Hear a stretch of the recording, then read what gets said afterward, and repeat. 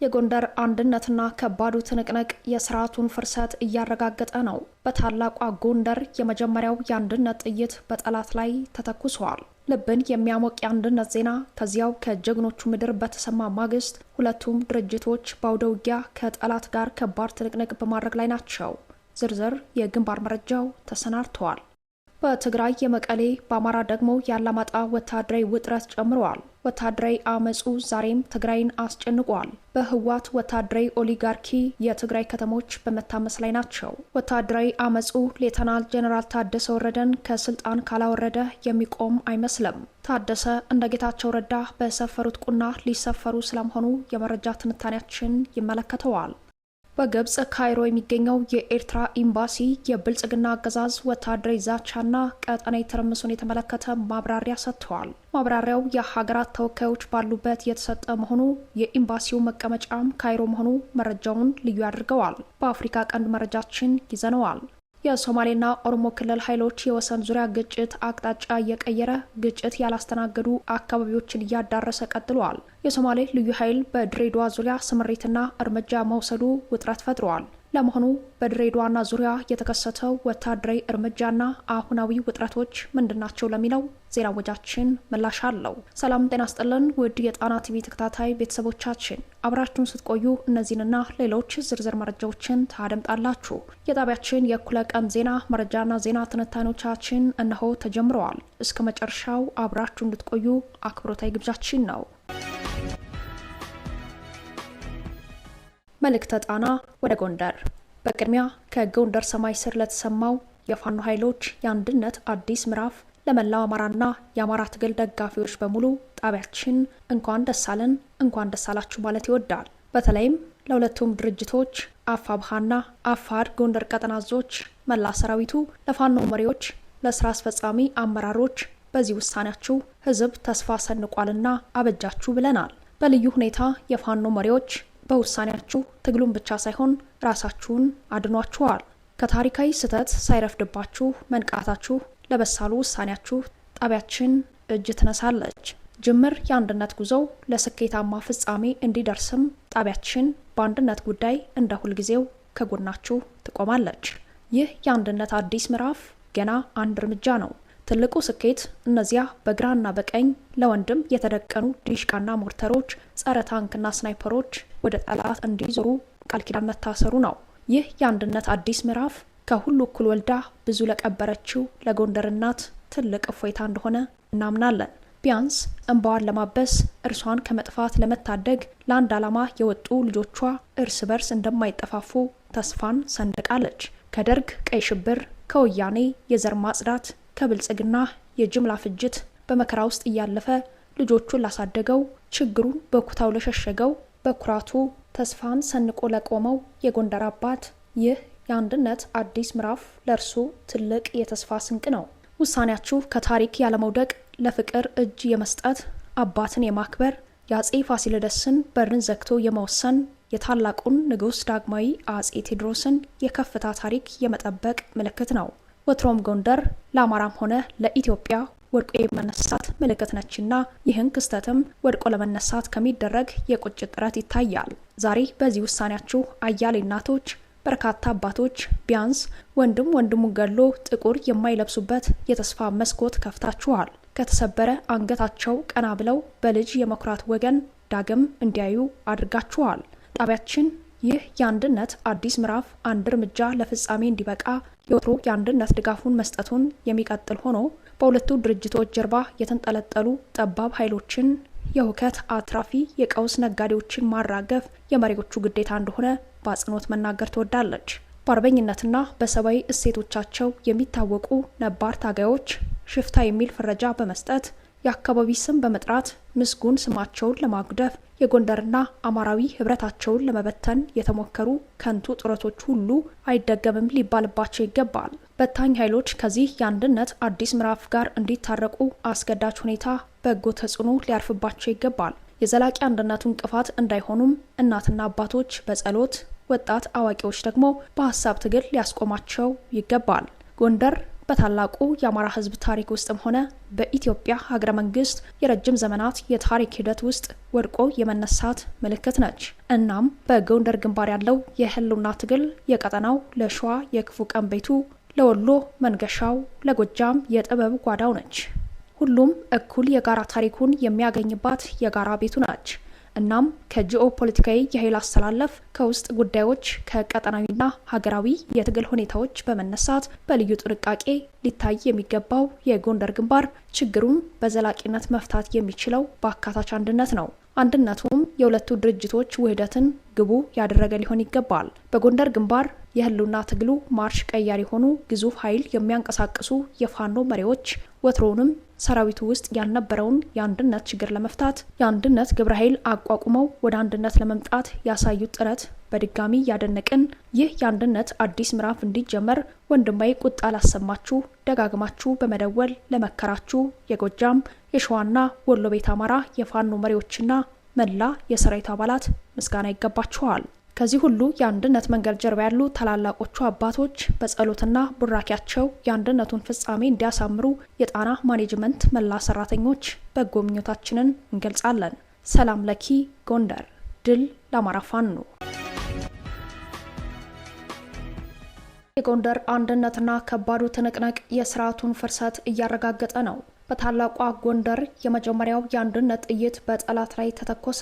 ልብን የሚያሞቅ የአንድነት ዜና ከዚያው ከጀግኖቹ ምድር በተሰማ ማግስት አፋድ ጎንደር ጠቅላይ ግዛት እዝና አፋብሃ በላይ ዘለቀ እዝ በብልጽግናው ሰራዊት ላይ ከፍተኛ ወታደራዊ ትንቅንቅ በማድረግ ላይ ናቸው። የአፋድና የአፋብሃ ጎንደር ቀጠና ከፍተኛ አመራር መላው የሰራዊቱ አባላት ጎንደርን የሚመጥን ታሪክ ሰርተዋል። በቴዎድሮስ ሀገር የጦር ጠበብቱን ገብርዬን ወኔ በመታጠቅ የመይሰውን ህልም በመሰነቅ የአንድነት ዋልታና ማገርን በማጥበቅ የፈጸሙት የመጨረሻው መጀመሪያ የአንድነት ምዕራፍ 4 ኪሎን አስደንግጠዋል። የዘር ማጥፋት ዓላማ ያለው ጦርነት የታወጀበት የአማራ ህዝብን ደግሞ የነጻነት ቀኑን የሚያቀርብ ታላቅ ስራ በታላቋ ጎንደር በመስራታቸው የደስታ መገለጫዎች ከሁሉም አቅጣጫ ተሰጥተዋል። የአፋድ ጎንደር ጠቅላይ ግዛት እዝና የአፋብሃ በላይ ዘለቀ እዝ ለሳምንታት የዘለቀ ውይይት አድርገዋል። በተጠባቂው ውይይት ላይ የሁለቱም ድርጅት ቀጠናዊ እዞች ስራ አስፈጻሚ አመራሮች በአማራነት ማዕከል በጥብቅ ከመከሩ በኋላ ቀዳሚውን የአንድነት ምዕራፍ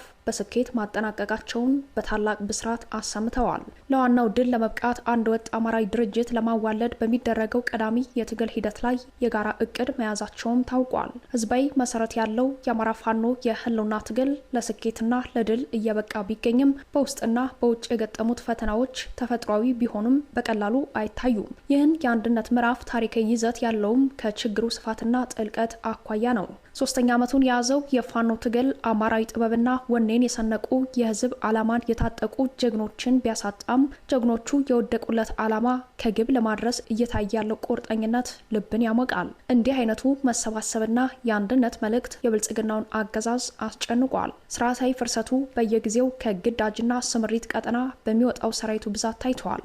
በሁሉም አውደ ውጊያ በሚባል መልኩ በምርኮ ያለ ምርኮ ፋኖን የሚቀላቀል የብልጽግና ሰራዊት ቁጥር ጨምረዋል። መቄት፣ ባህር ዳር ዙሪያ፣ አዲስ ቅዳም፣ ጎንደር ዙሪያ፣ ምንጃርና መራቤቴ ከብልጽግና ግዳጅና ስምሪት ቀጠና በብዛት የወጡ የሚሊሻና የመከላከያ አባላት ወደ ፋኖ መቀላቀላቸውን ያለፉት 48 ሰዓታት ወታደራዊ መረጃዎች ይጠቁማሉ። በሰሜን ወሎ አምባሰል ዙሪያ ብቻ ከ75 በላይ የመከላከያ የሚሊሻና የአድማ ብተና አባላት ፋኖን ተቀላቅለዋል። የሚቀላቀሉትም ከነትጥቃቸው ሲሆን በወሎ ቤት አማራ ጉባላፍቶና ደላንታ አካባቢ ፋኖን የተቀላቀሉ የመከላከያና አድማ ብተና አባላት 50 ክላሽኮቭ፣ 3 ስናይፐር ብሬንና ሌሎች የወገብ ትጥቆችን በመያዝ ነው። ከሰሞኑ በምንጃር 20 የመከላከያ ወታደሮች ፋኖን መቀላቀላቸው ተሰምተዋል። በተመሳሳይ በሸዋ በርካታ የሚሊሻ አባላት ፋኖን ተቀላቅለዋል። ከ87 በላይ የሚሊሻ አባላት ወደ ፋኖ ተቀላቅለዋል። በዚህ መልክ በመፍረስ ላይ ያለው የብልጽግና ሰራዊት ተጨማሪ ኃይል በማስገባት ላይ ነው። ይህም የአንድነቱ መንፈስ መጉላት የወታደራዊ ድሎች ተጽዕኖ ውጤት ነው። ሰላም ጤና ይስጥልን፣ እንደምን አላችሁ? ወደ ሰዓቱ የግንባር ዘገባችን እናመራለን። በወሎ ቤት አማራ የቀጠለው የፋኖ ተጋድሎ ቅርጹንና ስልቱን እየቀያየረ እንደቀጠለ ነው። በሰሜን ወሎ ቀጠና በጋሸና ግንባር ትናንት ማምሻውንም የተገኘ ድል ትልቅ ድልም አለ። የብርሃኑ ጁላ ጦር በወጉ ያላሰለጠነውን ሰራዊቱን እያግበሰበሰ ወደ ጋሸና በማስገባት የጋዞ ወረዳ መቀመጫ የሆነችውን ስታይሽ ከተማን ለመያዝ ያደረገው ሙከራ የደጋው መብረቅ ክፍለ ጦር አናብስቶች አክሽፈውታል። በጄኔራል መርፍ ሽፋን በታገዘው አውደ ውጊያ የስታይሽ ከተማን ለመቆጣጠር የመጣው የብልጽግና ጦር በ3 አምቡላንስ ሙትና ቁስለኛውን ይዞ ተመልሷል። በአውደ ውጊያው ያለምንም የፋኖ መስዋዕትነት ከባድ ምት ያረፈበት ያገዛዙ ሰራዊት ይባስ ብሎም በፋኖ ውጊያ ብቻ ሳይሆን በፋኖ ፍቅር የተማረኩ 11 አባላቱን አንድ ስናይፐር በመያዝ ፋኖን መቀላቀላቸውን የደጋው መብረቅ ክፍለ ጦር የፋኖ አመራሮች ያገኘነው መረጃ ያመላክታል። በተመሳሳይ ከሰሞኑ በመርሳ ግንባር 38 እጅ የሰጡ አንድ ድሽቃ፣ አንድ ብሬን እና 2 ስናይፐር ይዘው ፋኖን ሲቀላቀሉ በደላንታ ወገልጤና ከ10 በላይ የአድማ ብተና አባላት ጠፍተው ያገዛዙ ወንበር አስጠባቂ ሰራዊት ወገልጤና ከተማ ውስጥ በአገዛዙ ሰራዊት እየተፈለጉ ሲሆን የአድማ ብተና አባላቱ ግን በአካባቢው የሚንቀሳቀሱ ፋኖዎችን እንደተቀላቀሉ ከአካባቢው ነዋሪዎች ያገኘነው መረጃ ያመላክታል። በሌላ ዜና ትናንት የአንድነት ብስራት የስምምነት ያሰሙን ሁለቱ የጎንደር እዞች አፋሃር ጎንደር ጠቅላይ ግዛት እዝና አፋባሃ ሰሜን አማራ ቀጠና በላይ እዝ በአሁኑ ሰዓት የጋራ ውጊያ በማድረግ ላይ ናቸው። አርበኛ ክሩቤል ጎቤ የጎንደር ጠቅላይ ግዛት እዝ ዋና ቃል አቀባይ በውጊያ መሃል ሆኖ ባደረሰ መረጃ የጎንደር አንድነትን ውይይት ውጤትን የሰማው የብልጽግና ሰራዊት ውይይቱን ለማቋረጥ በማሰብና በብስጭት አዳሩን በ4 አቅጣጫ ከበባ በመፈጸም በፋኖ ኃይሎች ላይ ጥቃት ለመፈጸም በማሰብ ዛሬ በቀን 5 አንደኛ ወር 2018 ከጧቱ 12 ሰዓት ጀምሮ በአካባቢው ከፍተኛ ውጊያ የተደረገ ነው ብሎናል። በአንድነት ተሰባስበው የውስጥ ችግሮቻቸውን በመፍታት ላይ ያሉት ሁለቱ የጎንደር እዞች ከረጅም ጊዜ እርስ በርስ መፈራራትና ትንኮሳ ወጥተው የመጀመሪያውን እንደ ቀድሞው የጋራ ጠላትን የሚመቱበትን ከባድ ፍልሚያ በማድረግ ላይ ናቸው። አውደ ውጊያው አሁንም የቀጠለ ሲሆን የአገዛዙ ጦር ሙትና ቁስለኛውን በፓትሮልና በአምቡላንስ እየጫነ ይገኛል። በከባድ መሳሪያ የታጀበው ውጊያ እያደረገ የሚገኘው የአገዛዙ ዙፋን አስጠባቂ ሰራዊት ቤቶች ላይና እንስሳት ላይም ጉዳት እያደረሰ መሆኑን ማወቅ ተችሏል። አጠቃላይ በሁሉም ግዛቶች ከጧት ጀምሮ ይህ ዜና እስከተጠናቀረበት ሰዓት ድረስ የፋኖ ኃይሎች በአገዛዙ ወንበር አስጠባቂ ሰራዊት ጋር ከባድ ትንቅንቅና ፍጥጫ ላይ ያሉ ሲሆን አጠቃላይ የግንባርና የዕለቱ አውደ ውጊያ መረጃዎችን በምሽቱ የግንባር ዘገባችን ይዘን እንቀርባለን። ለተጠናቀሩት የግንባር ዘገባዎች ተስፋዬ ልሳኑ ነኝ ከትግሉ ሜዳ። የሶማሌ ልዩ ኃይል በድሬዳዋ ዙሪያ ስምሪትና እርምጃ መውሰዱ ውጥረት ፈጥሯል። የሶማሌና ኦሮሞ ክልል ኃይሎች የወሰን ዙሪያ ግጭት አቅጣጫ እየቀየረ ግጭት ያላስተናገዱ አካባቢዎችን እያደረሰ ቀጥሏል። የሶማሌ ልዩ ኃይል በድሬዳዋ ዙሪያ ስምሪት መውሰዱ ውጥረት ፈጥሯል። ኦህዴድ በበኩሉ በድሬዳዋ ከተማ የራሱን ኃይል ሲያደራጅ፣ በከተማዋ ዙሪያ ደግሞ ባልተለመደ መልኩ የኦነግ ታጣቂ ኃይሎች በቀጠናው እንዲንቀሳቀሱ እድል ፈጥረዋል። በልዩ ትዕዛዝ ሲቲ ዞን ከተባለ የሶማሌ ዞን ተነስቶ ወደ ድሬዳዋ ዙሪያ ያመራው የሶማሌ ልዩ ኃይል በከተማዋ ከንቲባ በተደራጀው ድብቅ ኃይል ላይ ወታደራዊ ያጸፋ ምላሽ ሰጥተዋል። ይህን ወታደራዊ ፍጥጫ ተከትሎ የኦሮሞና ሶማሌ ክልል ገዢዎች በፈረቃ በሚያስተዳድሯቸው ድሬዳዋ ከተማ ከባድ ውጥረት ፈጥረዋል። የኦህዴድ ብልጽግና የመዋጥ ፕሮጀክት በቀጥታ የሚያስፈጽመው የድሬዳዋ ከንቲባ አደጋ የሚፈጥር ድብቅ ኃይል እያደራጀና እያስታጠቀ እንዲሁም በከተማዋ እያሰማራ እንደሚገኝ ተሰምተዋል። መረጃው የደረሳቸው የብልጽግና ምክትል ሊቀመንበር አቶ አደም ፋራህና የገንዘብ ሚኒስተር አቶ አህመድ ሺዴ ለከንቲባው በቀጥታ ስልክ በመደወል የምትሰራውን ካላቆምክ እርምጃ እንወስዳለን ማለታቸው ተሰምተዋል። በፓርላማ ተወካዮቹና በራሱ ምክር ቤት ጉዳዩን በቅርበት እየተከታተለ ፖለቲካዊና ወታደራዊ ያጸፋ ምላሽ በመስጠት ላይ የሚገኘው የሶማሌ ብልጽግና ከኦህዴድ ብልጽግና ጋር እባብ ለባብ ይታያል ካብ ለካብ በሚል አኳኋን በከባዱ ተፋጠዋል። በዚህም የሽመልስና ሙስጠፌ ወታደራዊ ፍልሚያ ድሬዳዋን ማዕከል ወደ ማድረግ እየተሻገረ ይገኛል። አሁን ሁለቱ ክልሎች ከሞያሌ እስከ ድሬዳዋ በወታደራዊ የኃይል ስምሪት ተፋጠዋል። የሶማሌ ብልጽግና ሲቲ ዞን የነበረው የክልሉ ልዩ ኃይል ወደ ድሬዳዋ ማንቀሳቀሱን ወታደራዊ ምንጮች ጠቁመዋል። በድሬዳዋ ዙሪያ ልዩ ስምሪት የተሰጠው የሶማሌ ልዩ ኃይል ከድሬዳዋ ከንቲባ በተደራጀው ታጣቂ ላይ ጥቃት ፈጽመዋል። በጥቃቱ የደረሰው ጉዳት መጠን ለጊዜው አልታወቀም። የድሬዳዋ ከንቲባ ያደራጀው ታጣቂ ቡድን በበኩሉ ጅቡቲ መውጫና በሬ አርባኖ በተባለ አካባቢ ጥቃት ፈጽመዋል። ከዚህ ጥቃት ባሻገር ታጣቂው ቡድን ወደ ድሬዳዋ መግባቱን ለጉዳዩ የቀረቡ ምንጮች ጠቁመዋል። ድሬዳዋን የከበበው ታጣቂ ኃይል በኦነግ ሸኔ ሽፋን መሆኑን ከመረጃው ላይ መረዳት ተችሏል። ይህም የኦህዴድ ብልጽግና የፕሮፓጋንዳ ገጽታ ሆኖ ተወስዷል። ፕሮጀክቱን በመሪነት ያስፈጽመው ያሉት የከተማዋ ከንቲባ ህዝበኛ በመምሰል ለአብይ የገጽታ ግንባታ ብልጭልጭ ፕሮጀክት ላይ ቢታዩም በተግባር ድሬዳዋን ለመጠቅለል ለተነሳው ኦህዴድ ብልጽግና ቀኝ እጅ መሆናቸውን አረጋግጠዋል። ከንቲባው ከቀጣዩ ምርጫ በኋላ የሚተካው የሶማሌ ብልጽግና ነው በሚል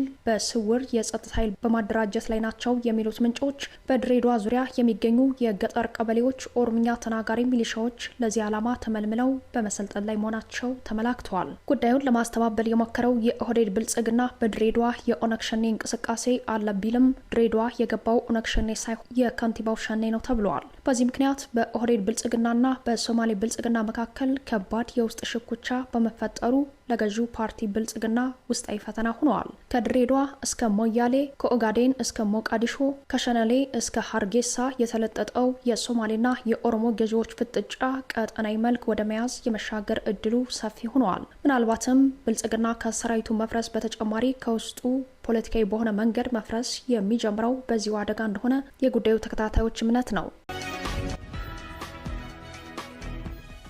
በትግራይ የመቀሌ በአማራ ደግሞ የአላማጣ ወታደራዊ ውጥረት ጨምረዋል። ወታደራዊ አመጹ ዛሬም ትግራይን አስጨንቋል። በህወሓት ወታደራዊ ኦሊጋርኪ የትግራይ ከተሞች በመታመስ ላይ ናቸው። አርሚ በሚል የጦር አደረጃጀት ስር ያሉ ታጣቂዎች ከጀርባቸው የፖለቲካ ፍላጎት ያላቸው ጄኔራሎችና አመራሮችን ይዘው የቀሰቀሱት ወታደራዊ አመጽ አድማሱን እያሰፋ ነው። ሶስተኛ ቀኑን በያዘው በዚህ ወታደራዊ አመጽ መቀሌን ጨምሮ በሌሎች የክልሉ ከተሞች ታጣቂ ኃይሉ አመጽ ላይ ነው። ወደ መቀሌ የሚያመሩ መንገዶች ዛሬ በሁለት አቅጣጫ በአመፀኛ ታጣቂዎች ተዘግተዋል። የተዘጉት መንገዶች በትግራይ ምስራቃዊ ዞን ከመቀሌ በ35 ኪሎ ሜትር ርቀት በምትገኘው የአጉላእ ከተማ፣ በደቡባዊ ዞን ከመቀሌ 100 ኪሎ ሜትር አካባቢ በምትርቀው የመሆኒ ከተማ መሆኑን ለጣቢያችን የደረሰው መረጃ ያሳያል። በተጨማሪም በሰሜን ምዕራብ ዞን ወደ ሽሬ ከተማ የሚወስደው መንገድ ከከተማዋ 20 ኪሎ ሜትር ርቀት በሚገኘው እንደ አባጉና ከተማ በአመፀኛ ታጣቂዎች ዋናው መንገድ ተዘግተዋል።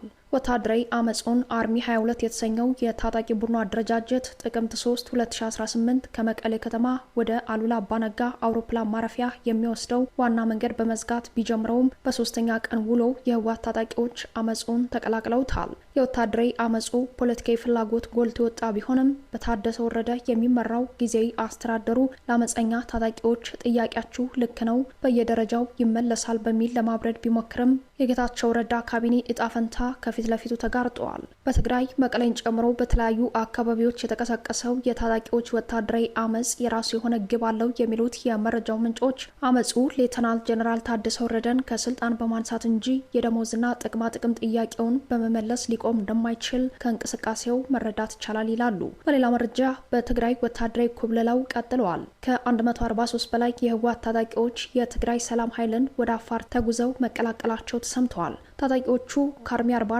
ከአርሚ 26፣ ከአርሚ 22፣ ከአርሚ 24 እና ከአርሚ 92 እንዲሁም ከአርሚ 42 የተውጣጡ መሆናቸው ታውቋል። አርሚ 92 እና አርሚ 26 ወታደራዊ አመጹን ከተቀላቀሉ አርሚዎች መካከል ናቸው። በሌላ በኩል በአማራ ራያ አላማጣ ወታደራዊ ውጥረቱ ገበያ እስከ መበተን ደርሰዋል። መከላከያና ህወሓት ወታደራዊ ፍጥጫ ውስጥ መግባታቸውን ተከትሎ በአላማጣ ዙሪያ ገበያ ተበትኖ መዋሉን መረጃዎች አመላክተዋል። የህወሓት ታጣቂዎች ዋጃ ላይ ቀረጥ ለመሰብሰብ ሲንቀሳቀሱ በዚያ የሚገኘው መከላከያ ገብቶ ቀረጥ መሰብሰብ አትችሉም በማለት ታጣቂዎቹ አፈሙዝ በማዞራቸው ህዝቡ ተሸብሮ ከገበያው ተበትነዋል። በዚሁ ቀጠና ህወሓትና መከላከያ ሰኞ ሌሊት የተኩስ ልውውጥ ማድረጋቸው አይዘነጋም። በተኩስ ልውውጡ መከላከያ አባላችንን ገደለብን በሚል የተቆጡ የህወሓት ታጣቂዎች በአላማጣ አደባባይ በመውጣት ተቃውሞ ማሰማታቸውን ተከትሎ በስፍራው የሚገኘው የብልጽግና ሰራዊት በተጠንቀቅ መቆሙ ታውቋል። እንዲህ አይነቱ ወታደራዊ ፍጥጫ ወደ ግንባር ጦርነት ሊቀየር እንደሚችልም ተገምተዋል።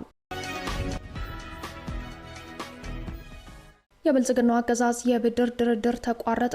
ዓለም አቀፍ አበዳሪዎች የብልጽግናውን አገዛዝ የሚያስደነግጥ አቋም ይዘዋል። ጉዳዩን ወደ ህግ አማራጭ ለመውሰድ በዝግጅት ላይ መሆናቸው ተሰምተዋል። የጦርነት ፖሊሲ ባለቤቱ የአብይ አህመድ አገዛዝ የ1 ቢሊዮን ዶላር የቦንድ ዕዳን መልሶ ለማዋቀር በሚል ያካሄደው ድርድር ያለ ስምምነት ተቋርጧል። በፈረንጆቹ 2024 መከፈል የነበረበት ዕዳ አከፋፈል ጊዜ ለመወሰን ያደረገው ድርድር አልተሳካም። ከቁልፍ የቦንድ ባለቤቶች ቡድን ጋር ያደረገው ወሳኝ የተባለው ድርድር ያለ ስምምነት መጠናቀቁን ተከትሎ ቡድኑ ገንዘቡን ለማስመለስ የህግ አማራጮችን እንደሚመለከት ማሳወቃቸውን ብልጽግናን አሸብሮታል። አገዛዙ ከዩሮ ቦንድ ያዥ ዓለም አቀፍ የግል ኢንቨስተሮች ቡድን የ1 ቢሊዮን ዶላር ዩሮ ቦንድ መልሶ ለማዋቀር በሚል ከመስከረም 15ና ጥቅምት 3 ድረስ ያደረገው ድርድር ያለ ስኬት መቋረጡን ተከትሎ የቦንድ ያዦች ቡድን የህግ እርምጃ መውሰድን ጨምሮ ሁሉንም አማራጮች ይፈትሻለሁ ብለዋል። እርምጃው ከተወሰደ ኢትዮጵያ ዕዳ የማትከፍል ሀገር በሚል ከመፈረጇ ባሻገር አገዛዙ ሊያገኘው የሚፈልገውን የፋይናንስ የውጭ ምንጭ ሙሉ ለሙሉ ያደርቃል። በዚህ ላይ ጦረኛው አገዛዝ ያለ ስምምነት ክፍያ ለመፈጸሙ ያለውን የዶላር ክምችት ሊያመናምን መቻሉ የቀውስ ጠማቂነቱን ጥግ ያሳያል። በመጨረሻም የአስመራ ተጨማሪ ክስና የ4 ኪሎ ስብሰባ መረጃ ወደምንመለከትበት ዜናችን እናመራለን። በግብጽ ካይሮ የሚገኘው የኤርትራ ኤምባሲ የብልጽግናው አገዛዝ ወረራ ለመፈጸም ሙሉ ዝግጅት ማድረጉን በማመላከት በባህር በር ስም ለመውረር እየፎከረ ይገኛል ሲል ከሷል። ኤምባሲው በመግለጫው የብልጽግናውን አገዛዝ አደገኛ የወረራ ዝግጅት ዓለም ይታዘብልን ብለዋል። ኤምባሲው ይህንን ክስ ያሰማው የቼክ ሪፐብሊክ ከፍተኛ ባለስልጣናት ተቀብሎ ባነጋገረበት መድረክ ላይ ነው። የቼክ ሪፐብሊካን ፖሊሲ ኦፊሰር ሉሲው ስታፓንኮቫን ተቀብሎ ማነጋገሩን የገለጸው በካይሮ የሚገኘው የኤርትራ ኤምባሲ የብልጽግናውን አገዛዝ የወረራ ዝግጅት በትክክል ማወቅ አለባችሁ ሲል ተማጽነዋል። የአብይ አህመድ ጦረኝነትን በመጥቀስ የከሰሰው ኤምባሲው ጠቅላይ ሚኒስተሩ ያጡትን ተቀባይነትና ውስጣዊ የፖለቲካ ችግሮችን በውጭ ጉዳዮች ለመሸፈን አደገኛ አካሄድ ላይ ናቸው ሲል ኮንነዋል። ኤርትራ ግብጽ በሚገኘው ኤምባሲዋ በኩል ይህንን ማለቷ ጉዳዩ ቀጠናዊ ትርጉምን የበለጠ ለጥጦት ታይተዋል። በሌላ መረጃ አብይ አህመድ ባለፈው ዓመት አጋማሽ ላይ ወደ ስልጣን የመጡት የሶማሌላንድ ራስ ገዝ ፕሬዚዳንት አብዲረህማን አብዱላሂ ለመጀመሪያ ጊዜ በቤተ መንግስታቸው መጋበዛቸው በስጋት ታይተዋል። ፕሬዚዳንቱ የመሩት ልዑካን ቡድን ከብልጽግና ባለስልጣናት ጋር በቀጠናዊ ጉዳዮች እንደሚመክር ተጠብቋል። የሶማሌላንድ የዜና ምንጮች ዘገባ ይህንኑ ያሳያል። ሞቃዲሾን የሚያሰጋ ምክክር በአዲስ አበባ እየተካሄደ መሆኑ የቪላ ሶማሌ ባለስልጣናት በአስመራና በካይሮ ላይ እንዲጸኑ እንደሚያደርጋቸው ተገምተዋል። በተለይም አብዲረህማን 4 ኪሎ የመጡት በአብይ ግብዣ መሆኑን ከፊት ለፊት በምርጫ አጣብቂኝ ውስጥ የገባውን የሐሰን ሼክ መሐመድ አስተዳደር የሚያስከፋ መሆኑ ይጠበቃል። በሌላ በኩል በግብዣው መሰረት ፕሬዚዳንቱና ልዑካቸው በግል ጄት ተጉዘው 4 ኪሎ መገኘታቸው ጉዞው የሶማሌላንድ ሪፐብሊክ አዲስ ዲፕሎማሲያዊ ገጽታን ጠቋሚ ሆነዋል። የቀድሞው የሶማሌላንድ ፕሬዚዳንት ሙሲቢ ከአብይ አህመድ ጋር ከአንድ ዓመት ከመንፈቅ በፊት የባህር በር ስምምነት መፈራረማቸው ይታወሳል። ስምምነቱ በሞቃዲሾ የዲፕሎማሲ ብልጫ በአብይ ዲፕሎማሲ ውድቀት አንካራ ላይ መሰረዙ አይዘነጋም። ከዚህ በኋላ ፋይሉ ተዘግቶ የቆየው የሀርጌሳ ጉዳይ ዳግም የመከፈት አዝማሚያ የታየበት የፕሬዚዳንቱ የ4 ኪሎ ጉዞ የሐሰን ሼክ መሐመድ እግርን ተከትሎ መሆኑ ጉዳዩ ይበልጥ መነጋገሪያ እንዲሆን አድርጎታል። ክቡራትና ክቡራን ቤተሰቦቻችን ለእኩለ ቀን የተሰናዱት መረጃዎቻችን የተከታተሏችኋቸውን ይመስሉ ነበር። አብራችሁን ስለቆያችሁ ልባዊ ምስጋናችን ይድረሳችሁ እያለን የጣና ቲቪ ወቅታዊ ዜናዎች፣ ትንታኔዎችና ልዩ ልዩ ፕሮግራሞች እንዲደርሷችሁ ቻናላችን ሰብስክራይብ በማድረግ ቤተሰብ ይሁኑ። በተሳትፎ የትግል ሚዲያው እንዲያጠናክሩ ጥሪያችን እናቀርባለን። ጣና ሳተላይት ቲቪ ከሀቅ ጋር